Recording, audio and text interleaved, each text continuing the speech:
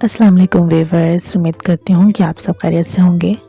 मैं आज आप लोगों के लिए आधे सर के दर्द को दूर करने के लिए एक ज़बरदस्त सा नुस्ख़ा लेकर आई हूँ, एक ज़बरदस्त सी रेमेडी लेकर आई हूँ।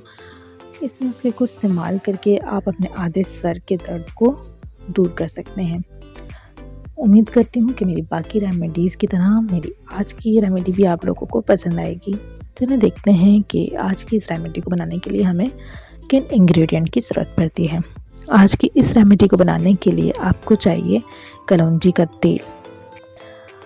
आपने कलौंजी का तेल लेना है और रात को सोते हुए अगर आप देखें कि दिन भर आपका सर का दर्द मुसलसल हो रहा है, बंद नहीं हो रहा, तो आप रात में फिर इस तरह कीजिए कि कलौंजी के तेल के 5 कतरे लेके दूध में मिलाकर उसको पी लीजिए और जिस साइड पर आपके सर का दर्द हो रहा हो, जिस तरह उसके मुखालिफ सिमत में आपने उस नथने के अंदर 1 ड्रॉप कलौंजी का तेल डालना है और उसको पीकर आप सो जाएं। मुसलसल होने वाला दर्द आपका बिल्कुल ख़त्म हो जाएगा।